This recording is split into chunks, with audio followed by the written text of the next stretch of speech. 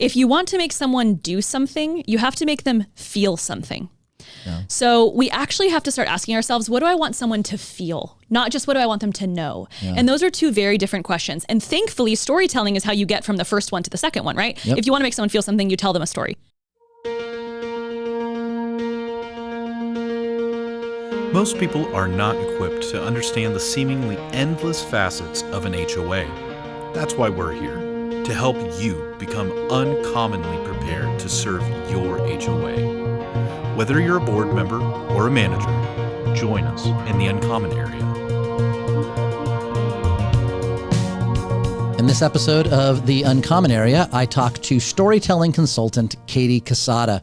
We have a very interesting conversation around how stories play a vital role in homeowners associations. And when stories are told in the right way and we tell the right stories, we can have a very positive impact on how people understand communication in a homeowners association, as well as we can promote the right kinds of community experience within a homeowners association. So I hope you enjoy this wide-ranging episode with Katie Quesada, and I would encourage you to subscribe and share so that other board members and managers can follow along with The Uncommon Area.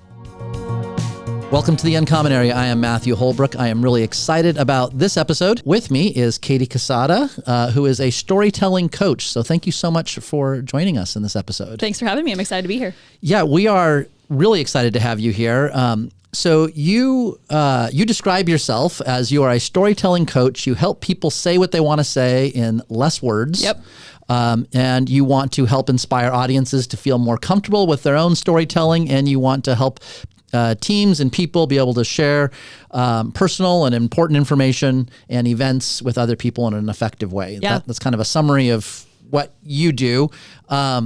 Expand on that as we get started. Like, what does that look like? And do you know any other storytelling coaches? Absolutely. Yes. No, first of all, great job. That was very concise, what it was as a whole thing. I feel like I'm going to be graded on this whole episode. Yes. No, you won't be. I'm not at all judging. Don't worry. I'm with you. I'm a storytelling consultant. I help people and companies tell better stories, and it is a job I made up. So absolutely organically, 5 years ago, I had been working with people over and over and over again to help them say their personal story from a stage.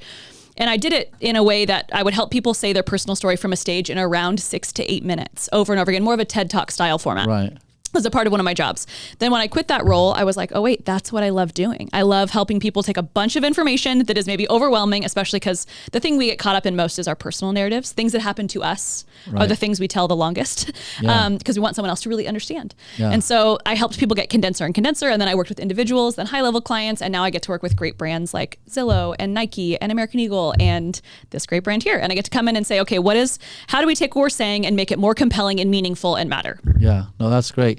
So I'm curious, have you always been a storyteller? Like as a kid, did you like telling stories? Yeah, well, first of all, my dad is. My dad is a classic storyteller dad. Like everywhere you go, he meets someone he knew that one time from that one thing. You know, he's a boatman. You know, aren't people who have boats just organically storytellers? Yes. Like at the gas station, if someone has the same car, he's like, hey man, where'd you, and then they're talking for 12 minutes, and you're like, Dad. So I grew up watching my dad be a really good storyteller. And then I was raised with all boys in a suite of boy cousins. I have one brother, but 7 boy cousins. And I don't think anyone ever listened to me at any point in my life unless it was very quick and compelling. Otherwise it was like, Katie, get out of here. So I think those two factors really made me be able to say, okay, if someone's going to listen to me, I got to talk quick and make it matter. So you've always, you weren't like this rambling storyteller that learned how to shore it up. You've always kind of had this idea, I need to be concise. I think maybe. I mean, I've always been a speed talker.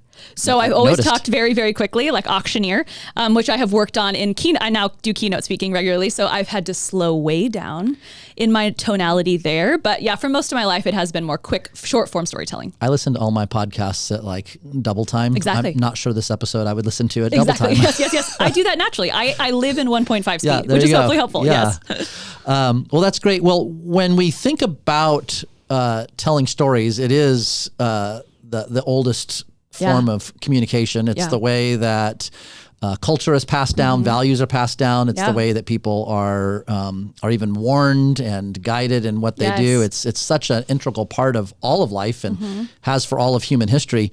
How would you, as we begin to think about this, how would you talk about even what a story is? Yeah. First and foremost, there's probably people listening to this thinking, oh, I'm not a storyteller. I don't tell stories for my job. So this doesn't really apply to me. Right. And the work that I get to do in all of these companies is, update, you're a storyteller. Yeah. You're telling stories to your family. You're telling stories to your teams. You're telling stories about your home. You're telling stories about your life. You're telling stories about your neighborhood, your community, the work you do. All of us are always telling stories. We are all storytellers, period. Exactly like you just said. Humans have evolved to this point through storytelling. So this isn't, what we're talking about today isn't like, here's exactly how to become a professional speaker. What we're talking about is, if you're a human interacting with other humans, you are a narrative being. And because of that, we can figure out a way to tell more concise and compelling stories. Yeah, it's such a powerful form of communication. You know, I think just the example of if you have your 3-year-old and you walk out to the street and you say, don't run into the street, they're going to hear one thing. But if you say, one time I saw this happen and this person got smashed, and it's just so much more compelling and is going to stick with somebody and gives power to the words. Yes. And that's because storytelling, we know neurologically actually sticks. Like there is incredible research on how, there's an amazing study that in 2 different rooms of college students, there was 100 kids in one room and 100 students in another room. And in both of those rooms, in one room, they gave them a series of facts. And in the other room, they gave them the exact same facts, but wrapped up in a story. Yeah. And they didn't tell them they were going to quiz them 1 week later. They just told it to them. Yeah. Then 1 week later on a Monday, they quizzed the students, and only 5% of the students in the room with just facts remembered them. And in the room with facts wrapped in stories, 65% of students remembered all of the numbers correctly because they were wrapped in stories. So, there's unbelievable scientific research that storytelling works. So this isn't just like, how do you be funnier or more engaging? This is, how do you make people remember what you said? Yeah. Well, it's interesting that I didn't think of it until just now, but a lot of even memory techniques are built around telling stories and how you tell yourself a story to remember certain things. Exactly. So, really interesting. Well, we're going to come back to this, but if somebody is watching or listening to this episode, they might be wondering, how does this even apply to a homeowners association? And even what you just said, an effective part of managing a homeowners association is that you have to be good at communication. Whether you're a manager or a board member, we have to communicate effectively to large masses of people, and we want them to be able to sort through all of the chaos, all of the fog, everything that comes at them, and be able to remember what we want them to remember. And so I don't know of a lot of homeowners associations that even think in terms of how do we tell stories to be able to communicate effectively. And part of what was really interesting to me about doing this episode was just the notion that what if board members and managers could be good at and find ways to incorporate storytelling into their communication, and how much more effective would that be in helping people to actually see value in their homeowners association, which is what we're all about. Yeah. So when we are talking about even the structure of a story, and I'm not sure where the best way to go with this conversation, but how would you describe the structure of a story? When we're thinking about that. So the kind of basic structure of all storytelling, I whittle down into the 3 C's. And these 3 C's are context, conflict, and conclusion. Every single story in the world has those 3 things. No matter how short, how long, they all have context, conflict, and conclusion. And all of us are better at one of those C's and are worse at another one of those C's. So some of us give way too much context. We drown people in data. We give way too many points ahead of time to where we're getting to. We go on and on and on and on, and like, it was, March 2021 and it was a little chilly and I was wearing a sweater, and you're like, oh my gosh, keep going. And some of us give way too little context. And when we do that, people have to ask too many follow-up questions. They're like, where were you? Wait, what was happening? Wait, who was there? Wait, what year was this? And then they have to kind of catch up and do a lot of narrative planning in their own head. And then conflict is when we can kind of get to the good stuff. And conflict is, what are we really trying to say, and how do we make it compelling? So how do we create a moment within a story where, and honestly, I thought, or I was worried, or then we were about to, and what could have happened was, this is so important in communicating with your teams, or if you're working with an HOA, or managing a lot of people. It's so important not just to tell a story that sounds like, good news, everything went well, goodbye. Yeah. Instead, you can say, because especially when you want to lead people, like, hey, because of your help here, hey, what almost happened was this. And it didn't. Like, hey, I don't know if you've seen this, but we actually avoided this huge issue and now we can blank. So really incorporating that conflict makes stories more honestly interesting. You know, you've never watched a movie that there's no conflict. Yeah. So the difference might be for an HOA, they say, we just completed a $200,000 slurry seal project of all of the roads within our community. Yeah. And that could be kind of room one of that study that you were talking about. Room two could be something like you establish the context that our roads haven't been addressed in 15 years and there are potholes and these issues and so forth. Yeah. We engaged in a contract with this contractor and we were really concerned about the damage to cars and the impression of that people might have coming into. Now we're establishing conflict. We're hurting our curb appeal of our communities and so forth. And the resolution is we completed the project and we're able to preserve curb appeal and keep people's cars safe. And I'm making this up off the top of my head, but something along those lines. Now, if you're giving an update to the community about that type of a project and put it into that format, your argument would be that's going to be a lot more compelling. Yeah, and I would just ask the question in my head exactly like you just built it perfectly. Why do they care? And when you find out exactly why they care, I would create a nuanced example for that. So they care because their home value went up, or they don't hit a pothole, or the front of their house looks nicer. Whatever that core value is for them, I would lead the story to that conclusion. So now you can, because of this $200,000 project, now your kids can scooter on Saturdays in the middle of the street and not trip. Yeah. You know, a very specific example to make them think about themselves in the story. Yeah. That's great. I'm just thinking, taking your 3 C's and combining that with, I've always been interested. I believe it was Aristotle that established the hero, goal, obstacle model of storytelling. Yes. And really, it follows similarly. But the point with the hero is that if you're going to have a hero, there has to be somebody that you care about and that you root for. Right. So in your situation or your model, you're talking about context. Context is, so you can tell me if I'm getting this wrong, but it seems to me that context is where you're establishing this is what I care about. Yes. And maybe even the why. Yes. And I think what your example of the hero's journey and the 3 C's always go together. So in every story, there's a hero. And one of the things that we had talked about previously too, is we always have to ask ourselves, am I trying to be the hero of a story that I'm not the hero of? Yeah. And a lot it's of the natural managers, tendency, isn't it? for all of us, but for a lot of leaders, managers, in any position that you're in, it is the natural tendency for you to see yourself as the hero. And one of the best first steps you can do in your storytelling is say, oh, wait, okay. Is the homeowner the hero here? Yeah. Who do we want to win in the story? Because most of the time it shouldn't be you. Yeah. Right? In almost all storytelling, unless it's your own personal life experience, most of the time someone else is the hero. Yeah. And figuring out how to make them feel like the hero who overcame something and now got what they want. That's the very basic hero's journey. Really thinking through that lens helps a lot. So we set that context, and that's, I think, if I'm hearing you right, that's where people, you want to help them understand why they care. And in that, it might be even turning it back on to this is how it's about you. Yes. And then the conflict or the obstacle is what's going to create the problem that needs to be overcome. So here's who you are, what the issue is. Here's the problem that if we don't overcome it, now this is what's going to happen. Yes. And then the conclusion is here's how we are getting past that problem. Exactly. Yeah. So, that would be interesting to think about announcements and communication and so forth in that way.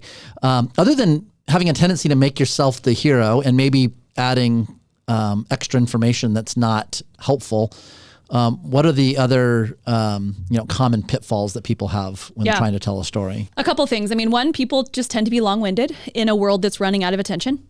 So we just tend to kind of re-explain and then explain one more time and then re-explain and then say, did you catch that? And then explain one more time. Yeah. And the person all along was like, yep, I was with you from round one, you know, and we're kind of continuing to go. We have to, as in any leadership position or honestly, in our real life, doesn't matter if you're even in any leadership position, we have to learn how to cut ourselves off and wrap it up.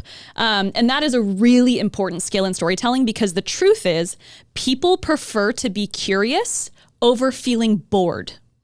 So you actually want to leave people with questions. That's so simple, but people really think, let me explain until there's literally zero questions. And then that person is bored and their brain turns off, right? Yeah. As opposed to engaging with someone in curiosity and saying, what about this? Let me tell you about this. What about this idea? Letting someone be curious over bored is so powerful. Yeah. I just think even the importance of preparation Yeah. in this, that what's the saying, somebody was asked, why did you give a speech for an hour? And the answer is, I didn't have time to prepare for only 10 minutes. Exactly. It just Yes. takes a lot more Yes. work to be Yes. concise.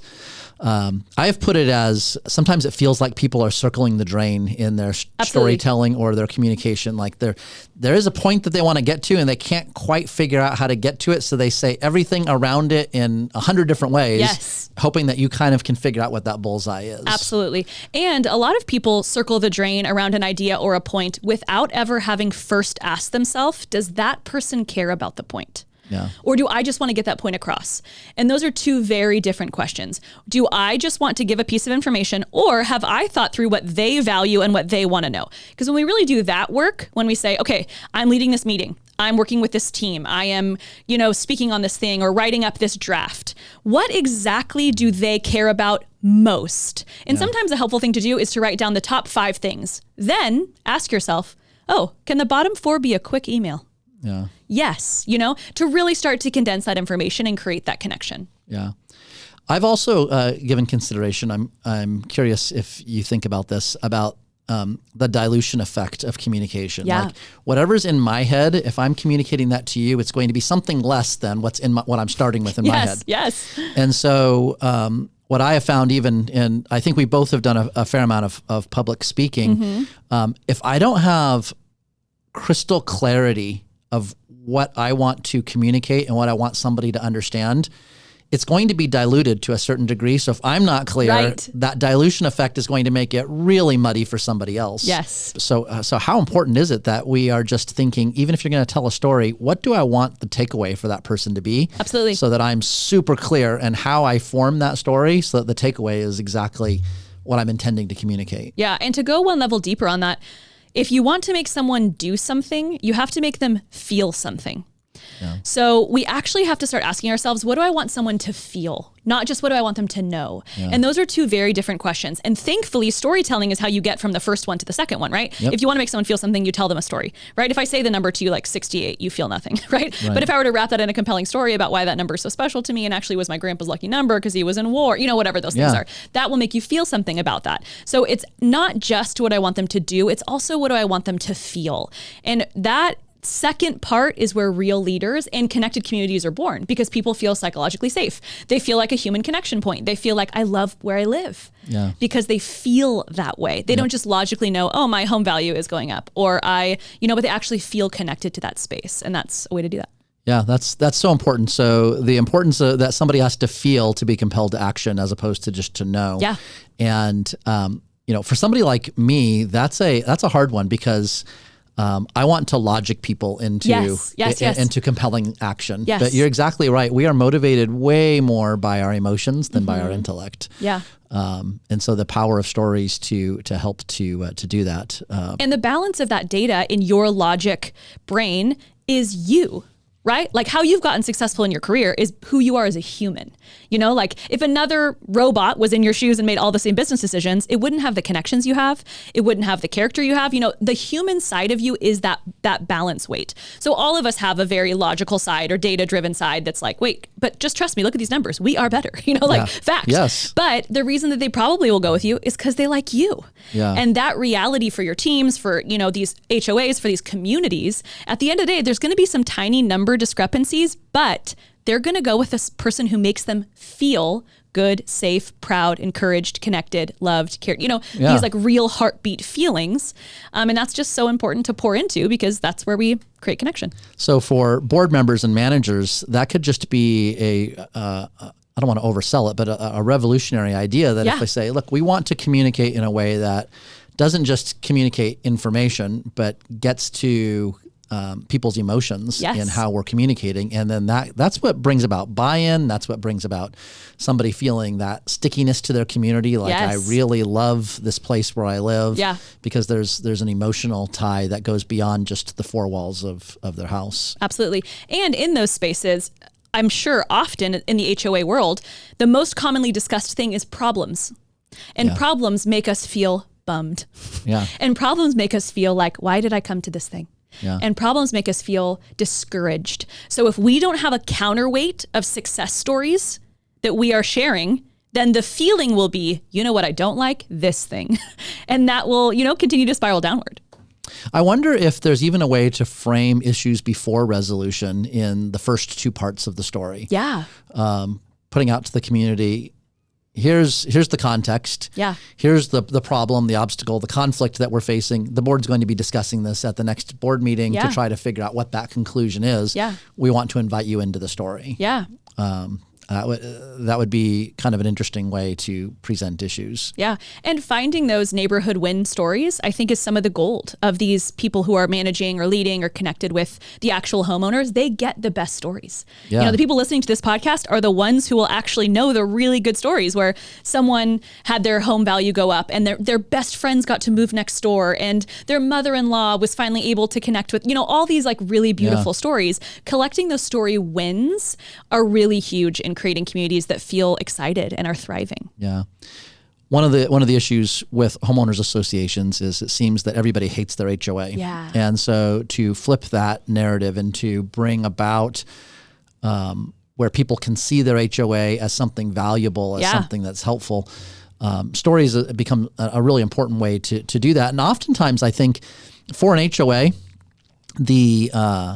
the ultimate value is you want the HOA to do what it's supposed to do, but then get out of the way. Yeah. And so if we're looking to tell stories about how the HOA got out of the way, that might not be super interesting. But when the HOA gets out of the way and does what it's supposed to do without creating friction or conflict or frustration or anger, it kind of allows that space for the real stories to happen that may not relate directly to the HOA, but it's allowing for that space. And so even telling those kinds of stories, whether it be through social media or email blasts or newsletters or whatever it might be, an HOA that really intentionally tells those stories, I think can really change the overall feel of what's going on in the community. Yeah, I think of my cousin who lives in a gated community HOA in Temecula, California. Context. And the story she tells that I love that makes me think about her neighborhood is that the moms post pictures of all the kids' bikes in someone's front yard. So they say like the name of their community, like bike gang, like that's all they say. And all the moms do it because it harkens for us like this nostalgia. When we used to ride bikes to each other's houses, but what she has talked about is like the only reason we have this is because our kids are safe, our roads are good, we have gated community, like we are in this like little, our kids ride free. Yeah. And that little tiny micro story has made me think like, oh wow, the way that she's talking about this, all she's doing is posting pictures of like 12 boys' bikes on a grassy lawn, that's all it is. But that story is because of, a lot of the housing safety that was created or the environment that was. Absolutely. And that's the beautiful story. Those are the stories we're getting to is like kids being free and independent, when that doesn't feel at all connected to, HOA or property management. Right. No, but you're exactly right. You're exactly right. Those are the kinds of stories that need to be highlighted and that we can tell better.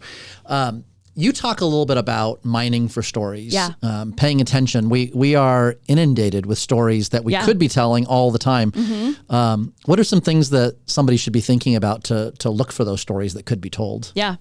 Number one, just start to pay attention to when you feel something. That's when you know it's a good story. I mean, just full stop. When you're like, oh, I just felt a little bit warm and fuzzy or sad or excited or encouraged, or I almost just teared up thinking about that guy's grandpa, whatever that thing is, paying attention to your own emotion when you collect stories, which this is really tricky because we're in a world where we're scrolling and it's like, I'm crying, I'm laughing, I'm crying, I'm laughing, I'm giggling, I'm intrigued, I'm curious, I'm learning, I'm crying, our emotions are very mixed in micro storytelling right now, but in your HOA, in your environment, in where you live, start to pay attention to any story that makes you feel anything. And then I would just open a phone note and honestly start writing them down because you're going to forget. Yeah. Our lives are full. It is very busy. You're going to forget these tiny moments that matter. So collecting them and putting them in your phone note. That's a great way to start. Well, that's good just even for your own psyche to be able to go back and review that and to allow yourself to be moved as you remember things. But to have kind of a database of stories to draw from in different situations and to be able to refer back to, I think that would be extremely helpful. And we call that within my organization a story bank. Like every organization has to have story banks. You need to have people who own them, who run them, who gather them, especially because in environments like this where people don't like their HOA or they're like, this is boring, or I don't like this narrative about HOAs. You can't beat a bad story with facts. You can only beat a bad story with a better story. Yeah. We know this to be true. Like that is proven, right? That's why politics are the way they are, right? Yeah. It's not like, no, trust me, this thing's better. Look at these numbers. People are like, it doesn't matter. I believe the first story, the worst one. So we know that we kind of have we're up against something in the HOA space. We're like, okay, wait, we know that there are negative narratives. Now we need to come back with some really good narratives. So we need to come back with 7 better stories, not just one. Yeah. The volume is very important. Yes. And you keep referring to micro stories. And so we've kind of alluded to that we need to be concise. You need to be able to tell your story in a brief amount of time. Do you have any guidelines? Like how long should a micro story be? Yeah, there is no perfect science to that because it's like audience, how long we have, what that time looks like, is it written, is it spoken, is it read or said? I mean, there's all these dynamics at play. But in general, I think we need to move towards tweet storytelling versus blog storytelling. And so we just need to literally think, I got to get to the end of this thing super quick. I got to get to the good part. Can we skip to the good part? I got to say, okay, what do I have to say to get to the compelling part to land the plane? And when we can start to kind of condense that information, it really, really helps. But micro storytelling versus macro storytelling are two different things I talk about in my workshops and the work that I do and with teams. So it really is, okay, what is the point of this story? And then how do we add value to it so that we can get there quicker? Yeah. When it comes to pop culture kinds of storytelling, who gets your attention? Is there is there a storyteller in the world that you're like, this screenwriter or this actor or somebody that you think is particularly good? That's a great question. Right now, I'm currently personally loving like very specific social networking, long form storytellers in the social networking space. So like poets with video, people who start to tell their life stories with a mixture of visuals and like cadence in tonality. Okay. So like some influencers, I'm like, wow, this is a really interesting way you're telling a story right now that's totally catching my attention and catching me off guard and beautiful and poetic. And somehow I'm thinking about myself. Really good storytellers make you think about yourself, not about their story. And somehow I'm like, oh wait, am I thinking about my purpose all of a sudden? Because you're telling me about yours. It's that kind of interpersonal storytelling that's really catching my attention. And then I like, some good longer series like bingeable shows and stuff my husband and I can watch and things like that. So on the first part, you're actually saying people who can effectively mix different mediums of art, even within their storytelling, that have maybe music, spoken word, poetry, visuals, and put that all together into a package that can say something in a relatively brief amount of time. Exactly. It takes a lot of work to do that effectively. Yes. And it usually starts as an artist. Yeah. And works its way in reverse. Most of these people start as a literally creative artist and then end up as storytellers because then they have that magical middle. Because me as a storyteller, I'm not going to go paint something. There's no way I'm going to work my way in reverse to that. Yeah. But they have, some really cool, gifted people out there. Well, good. Well, is there anything else regarding storytelling that board members or managers should really keep in mind? Yeah, I would just say take inventory of how many stories you're telling that are negative or problem-based. That is a great first place to start. Am I sharing consistently problems or issues exclusively? Because just knowing that and going in with that reality will help you say, okay, wait, I need to counterbalance that. Every time I share a problem or issue, I'm going to share a storytelling success. I'm going to go in with that point of view. I mean, my mom is 30 years in education, administrator, incredible public school, elementary teacher, vice principal, principal, admin. And she would always say, really great leaders, it's really tricky because all they hear all day is problems. And so it's hard for them not to just regurgitate those things. They have to find the success stories and match them with the problems every time. And then you feel hopeful. Right? Then that's when we start to feel like, oh, wait, this HOA can do great things. Wait, my house matters. Wait, these little decisions, they really are meaningful. So I think that first inventory is a great place to start to say, oh, wait, I have permission to tell really positive stories in the midst of problem solving. Well, not to get too philosophical, but it's like hard not to when we're talking about the value of storytelling, but you use the word hopeful. Yeah. Just this human reality that we need to have hope.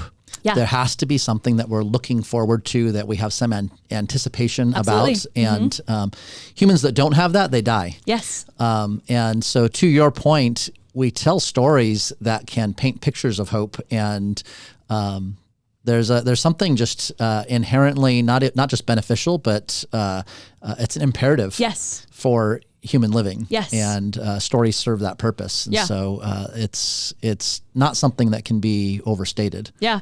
And one of the things that I talk about in my workshops and groups I do with people is that the root word of restore is actually to restory something. Yeah. And the root word of destroy is actually to de-story something. I had not thought of that. And that all of us are actually actively restoriers. And when we can see ourselves, so restorying is to tell the truth with a hopeful future. De-storying is to tell the truth with a painful past and only believing in what was. And when we can really think about that, wow, oh my gosh, my job is to restory someone. My job is to restory the narrative of HOAs, of home, of the way that we connect with humans. I get to restore that narrative. And when we can see ourselves in that light, it really gives us such a connected purpose. It's exactly what you just said. Yeah, well, that's fantastic.